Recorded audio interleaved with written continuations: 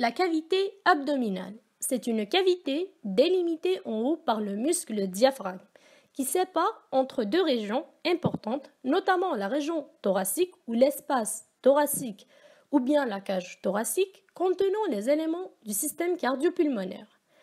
De la région abdominale en bas contenant les éléments du système digestif, tout en laissant contact entre ces deux-là à travers des hiatus diaphragmatiques. On a l'hiatus de l'œsophage, l'hiatus de la veine cave et l'hiatus de l'aorte qui va devenir abdominal.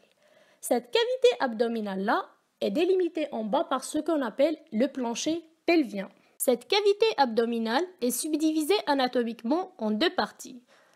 Premièrement, la région antérieure, qui est aussi appelée la région intrapéritonéale, elle-même subdivisée par un élément très important du péritoine, qui est le mésocolon transverse en deux régions.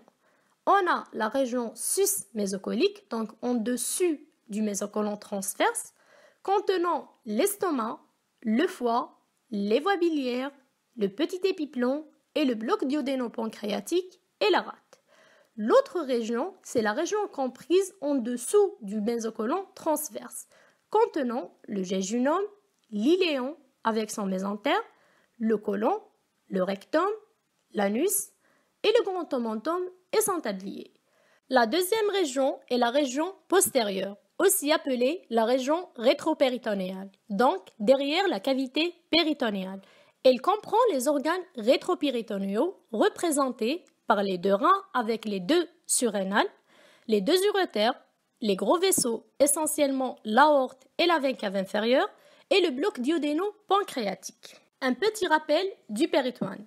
La cavité péritonéale est une cavité virtuelle, composée de deux feuillets, l'un pariétal, l'autre viscéral.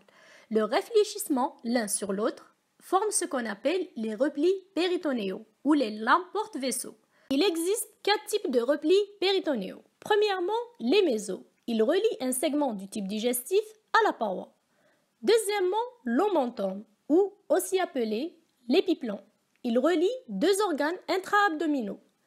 Troisièmement, les ligaments, qui relient un organe intra-abdominaux-pelvien ne faisant pas partie du tube digestif. Et finalement, les fascias, essentiellement le fascia de Told et fascia de Treitz.